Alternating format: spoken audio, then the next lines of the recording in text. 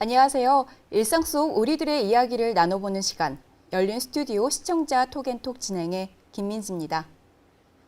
봄입니다. 여러분은 봄이 왔음을 어떻게 아시나요? 아마도 가장 쉬운 방법은 달력을 한 장 휙 하고 넘기는 걸 테지만요. 저는 조금 다르게 개나리, 진달래, 벚꽃들과 그 속에서 꾸준히 들려오는 봄꽃 노래, 또 얇고 화사해진 옷차림, 봄동과 달래 같은 향기로운 음식들로 봄이 왔음을 알아채곤 합니다. 오늘 저희가 만날 분은 아마도 봄이 왔음을 우리와는 조금 다른 방법으로 느끼고 준비하실 것 같은데요. 도시농부 김영대 님입니다. 안녕하세요. 네, 안녕하세요. 간략하게 자기소개 좀 부탁드릴게요. 도시에 톳논을 만들어서 토종벼 농사를 짓고 있는 도시농부 막동 김영대입니다. 네, 만나서 반갑습니다. 네, 이렇게 자기소개를 해주셨는데요. 제 귀를 사로잡는 딱 두 단어가 있었습니다. 바로 도시농부, 말동이었는데요. 먼저 도시에서 농사를 짓는다? 조금 더 설명을 해주시겠어요? 그냥 단순합니다. 도시라는 공간은 사실 이제 상상이 안 되잖아요. 도시가 뭐 농사를 짓는 공간은 아니니까. 그래서 그럼에도 불구하고 이제 농지들이 있는 거죠.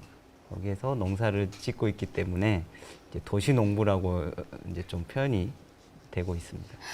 그러면 뒤에 붙어있던 말동이란 단어는 어떤 의미가 담겨 있어요? 이제 맑은 똥의 준말이고요. 네. 네. 그래서 맑은 똥을 싸자라는 거에 하나의 이제 좌우명처럼 이제 쓰고 있고요. 이제 제가 농사를 짓기 시작할 때 이제 개구리 교실이라는 그 어린이들 이제 같이 모아서 뭔가 이제 생태적으로 노는 과정들을 진행을 했었는데요. 그때 이제 이제 선생님이 두 분이 계셨는데 네. 제가 이제 맑은 샘, 보통 선생님을 줄여서 샘이라고 하죠. 네. 옹달샘. 그래서 이제 그렇게 쓰고 있었는데 아이들이 좋아하는 게 있죠. 말로 뱉어낼 때. 똥. 맞아요. 저를 부를 때 아이들이 이제 어느 정도 친해지고 나니까 네. 말똥 이렇게 부르기 시작을 했어요.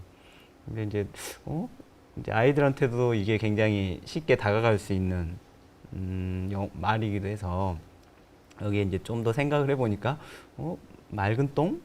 어쨌든 의미가 좀 있네. 네. 그래서 이제 그 이후로 그래서 막동 원래 이제 그 의미가 맑은 샘이었는데 그거를 좀 더 제가 새롭게 의미를 부여해서 맑은 똥의 네. 의미로 지금까지 좀 쓰고 있어요. 저도 앞으로는 김영대님 만날 때마다 말동쌤 이렇게 부를게요. 괜찮아요? 네, 좋습니다. 네. 도시 농부의 삶을 선택했다. 농부의 삶을 선택한다는 게 요즘 시기에는 참 어려운 선택일 것 같은데 네. 농부의 삶을 선택하게 된 계기가 있을까요? 저희 부모님도 여전히 이제 농사를 짓고 계시고요. 어렸을 때 이제 그 과정들을 좀 봐왔던 게 있고, 이제 요즘 이제 기후위기라고 얘기를 하잖아요. 근데 이제 기후위기 이전에 기후변화에 대한 경고들이 이제 계속 있었죠. 그러면 이거를 어떤 그러면 삶을 살아야 될까에 대한 고민들이 좀 있었고요. 그러다 보니까 이런 책 저런 책을 읽다 보니까 거기서 이제 얘기하는 건 우리 삶을 좀 다른 형태로 좀 바꿔야 한다라는 거가 있었고 그거의 핵심이 이제 농사로 이제 귀결이 되더라고요. 제가 이제 공부했던 방식에서는. 네. 그래서 그래 내 삶이라도 좀 이렇게 좀 전환을 시켜보자 해가지고 농부로 살고 있습니다. 일반적으로 농촌에서 농사를 짓는 분들의 하루 일과를 보면은 뭐 꼭두새벽이라고 하잖아요. 이른 아침 정말 이른 새벽 시간부터 하루를 시작하시는데 광주 도심에서 생활하는 도시 농부는 하루 일과가 어떻게 되나요? 주로 이제 여름에 한낮에 너무 땡볕이니까 일을 못 하잖아요. 네. 그래서 이제 아침 일찍 나가서 해도 이제 길어져서 아침 해가 빨리 뜨잖아요. 그러니까 아침 일찍 가면 일하기도 좋고 그래요. 그러니까 이제 아침 일찍 하고 낮에 이제 햇빛이 쨍할 때는 쉬고 그다음에 이제 해가 좀 어느 정도 누그러졌을 때 그때 이제 오후 좀 늦게 정도 이제 일을 하는 거죠. 아파트 사시는 분들은 베란다에 아주 작게 텃밭을 만들어서 토마토도 심으시고 요새는 팥테크라고 해서 네. 많은 분들이 또 텃밭 기르는 거에 관심들이 많으신데 텃논을 또 기른다 같은 의미로 볼 수 있을까요? 그러죠. 텃밭도 따지고 보면 집터에 그 터 더하기 밭, 네. 이게 집터에 있던 이제 밭이거든요. 이게 뭐 언제 어느 때든 쉽게 가서 뭐 상추를 뜯던 뭐 부추를 이렇게 해서 뭐 반찬을 해 먹던 이제 그렇게 이제 굉장히 가까운 거가 이제 텃밭이라는 개념이거든. 근데 이제 도시라는 공간에서 오랫동안 살면 실제 논을 접하기는 차 타고 또 맞아요. 멀리 나가야 되잖아요. 맞아요. 근데 실제 우리 밥상에 오면 밥상이라고 표현했을 때 밥이 항상 이렇게 올라오잖아요. 매일 같이 먹는 밥임에도 불구하고 이 밥이 어떻게 나오는지에 대한, 그리고 어디서 나오는가에 대한 거는 이제 전혀 모르잖아요. 그래서 그런 과정을 우리 삶 가까이로 좀 가져와 보자 해서 이제 텃논이라는 개념을 이제 텃밭에 빗대어서 텃논이라는 개념을 좀 가져와서 말 그대로 도시 안에다가 논을 만드는 거예요. 일상에서 아주 손쉽게 텃논을 또 관찰할 수 있다가 굉장히 큰 매력 포인트일 것 같아요. 광주 도심에는 그 텃논이 어디에 위치해 있을까요? 이제 좀 더 상징적으로 보면 이제 황금동 있죠. 황금동이요? 이름도 황금동이에요. 황금동은 굉장히 충장로, 도심, 네, 한복판인데, 한복판. 네, 그래서 그런 곳에 대우 뭐 건물 짓고 네. 뭔가 이제 하려고 하는데 네. 거기다가 이제 논을 만든 거죠, 한복판에. 그래서 이제 광주에서 옛날에 이제 학생회관이었던 곳이 있죠. 거기가 네. 지금 현재는 청소년 사업 디자인 센터예요. 네. 그래서 거기에 일정 부분 면적이 좀 할애가 돼서 거기서 논을 한 10평 정도 만들어서 거기에서 이제 청소년들하고 같이 네. 이제 논 프로그램을 진행을 하고 있어요. 또 황금동 말고도 우리가 또 가서 살펴볼 수 있는 곳들 있을까요? 이제 저기 화정동의 청소년 문화의 집, 주로 이제 청소년들이나 이제 네, 거기서 네. 이제 작업을 좀 하고 있고요. 그다음에 이제 원래 이제 처음 그거를 시작했던 곳은 이제 한세봉, 여기 네. 일곡동에 네. 한세봉 농업생태공원이 있어요. 거기에 이제 일반적인 그냥 논인데 그걸 좀 구획을 5평씩 조그맣게 나눴어요. 거기서부터 이제 톤논은 시작이 됐고, 그걸 이제 좀 더 확장돼 온 게 이제 도시 한복판에 만들었던 아까 청소년 삶 디자인 센터나 그다음에 저기 화정동 문화의 집 거기. 쌀이라고 하면은 일단은 조금 어렵게 다가와져요. 맞아요. 그래서 분명히 이제 텃논을 또 키운다고 하면은 기른다고 했을 때 교육 과정이 또 필요하지 않을까 싶거든요. 근데 밭보다는 오히려 논이 더 실제로 보면 네. 드는 폼이 더 적을 수도 있거든요. 네. 근데 이제 면적이 넓다 보니까 기계를 쓰고 뭘 해야 되니까 이게 좀 부담스러운 거죠. 근데 이 면적이 좀 작아지면 그걸 사람 손으로도 할 수 있고 하는 거라서 처음에 이제 그 측면 때문에 사실은 텃논이라는 개념으로 이제 들어오는 거거든요. 그래서 사람들이 텃논을 참여하다 보면 논 농사를 좀 만만하게 보기 시작을 해요. 그래서 이제 5평 처음 경험했던 분들이 네. 이제 또 이제 다른 곳에 한 50평씩 이제 사람들한테 이제 주거든요. 네. 그러면 거기서 이제 또 시도를 하기도 해요, 사람들이. 그러면 50평 농사를 지으면 네. 보통 이제 혼자 사는 분들이 1년 정도 이제 자기가 생산한 쌀을 먹는 정도 규모가 나와요. 얘기를 들어보니까 되게 톤논에 대해서 그냥 단순히 시작하는 게 아니고 또 함께하는 마음이 모여서 교육이 또 이루어지지 않았나 네, 그런 생각이 드는데요. 김영래 님이 또 아이들하고 즐거운 시간을 보내고 오셨다고 하는데요. 화면 보고 다시 한번 이야기 나눠보겠습니다.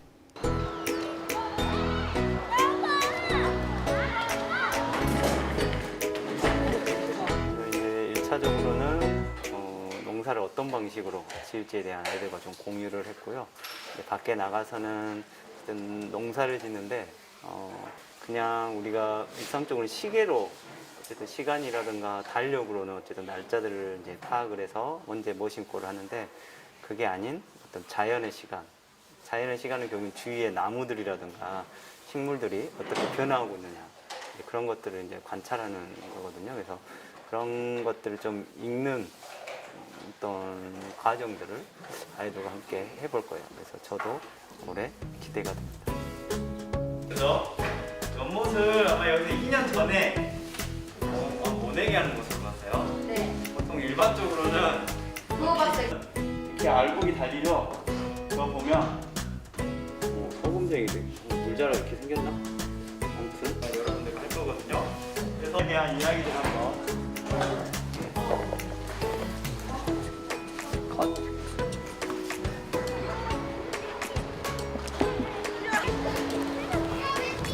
한번 관찰해보죠.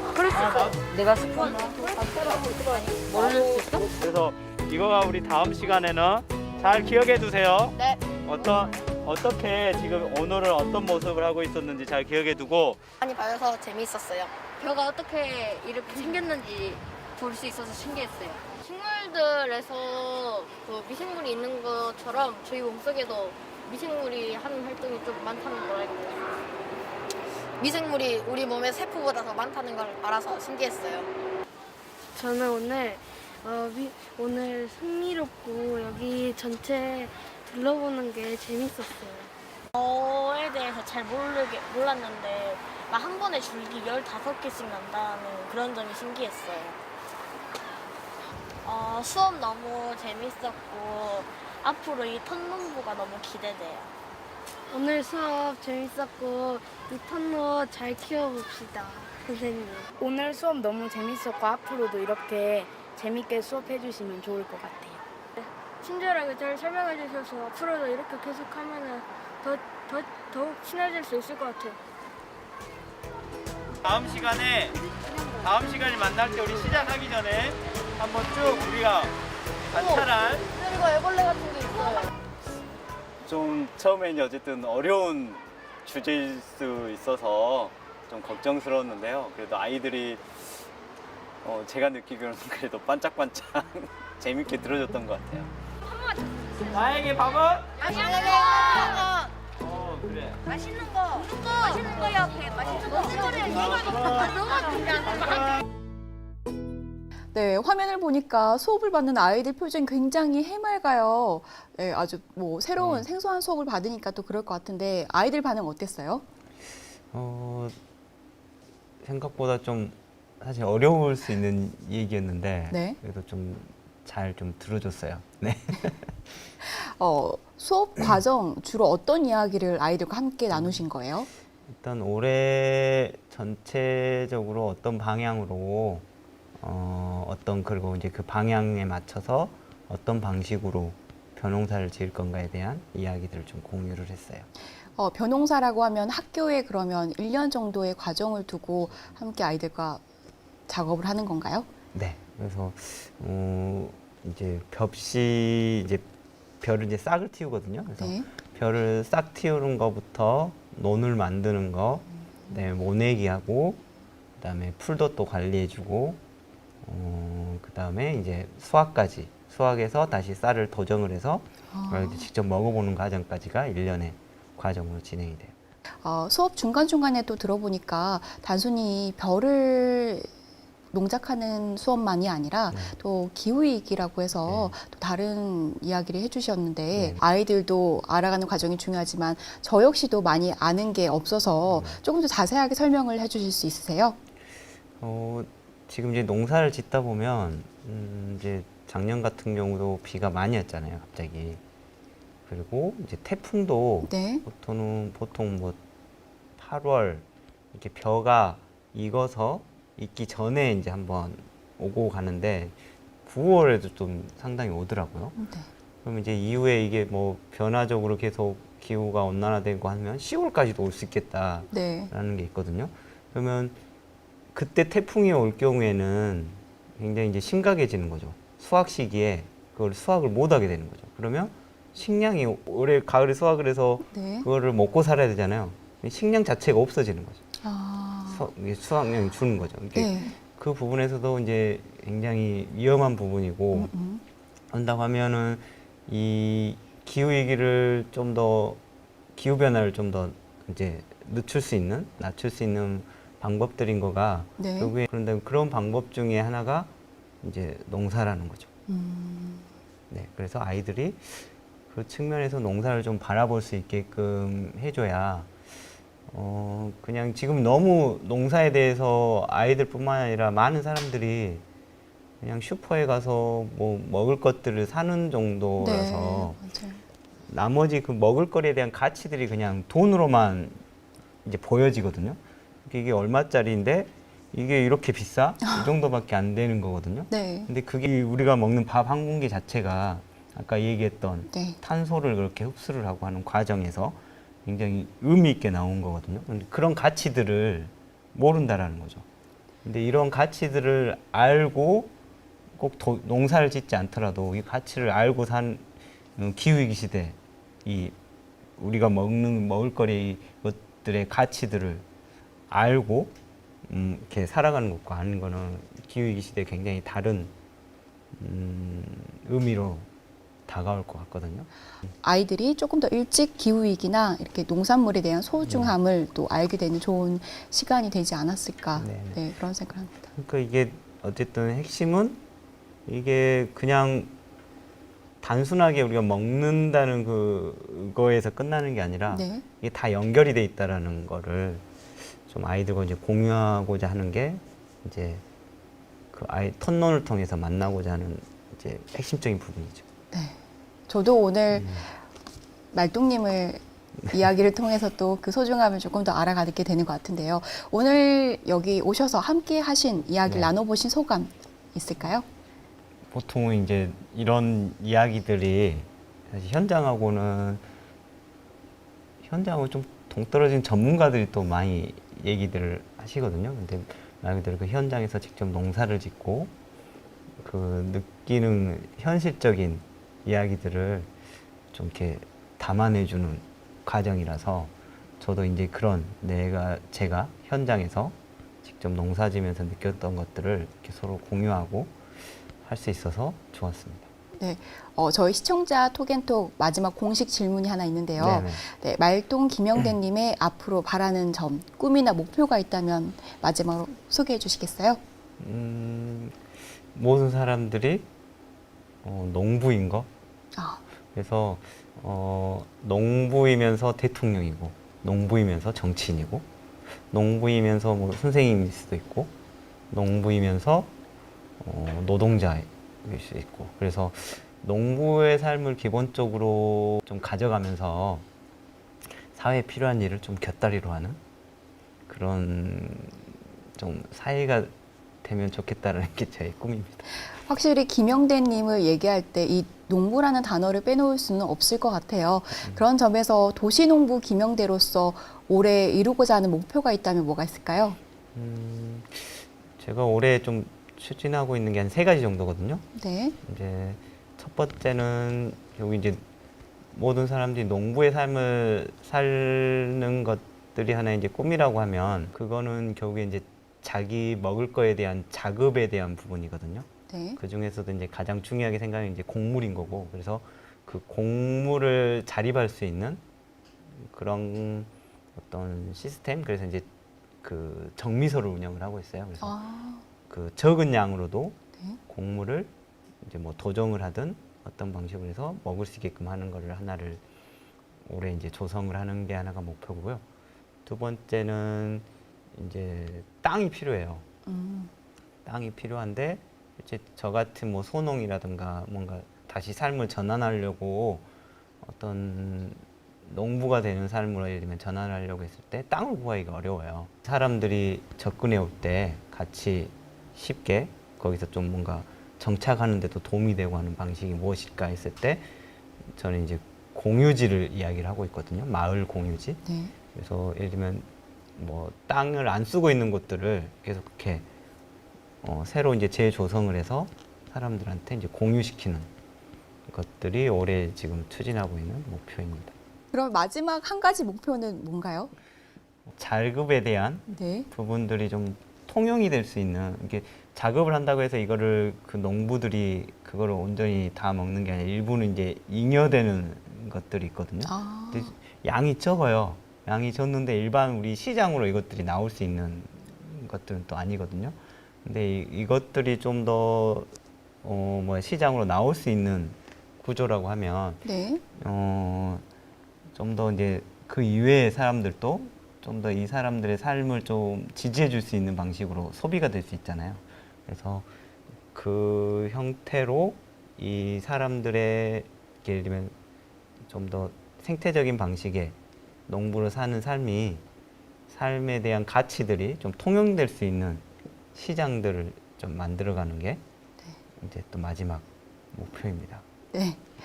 앞서 얘기해 주셨듯이 정미소를, 작은 정미소를 운영하는 것, 그리고 소농들을 돕기 위한 그 활동할 수 있는 땅을 확보하는 것, 마지막으로 말씀해 주셨듯이 시장. 네, 시장을 또 만들어가는 것, 이 세 가지 목표 꼭 이뤄 나가실 수 있으면 좋겠습니다. 네, 고맙습니다.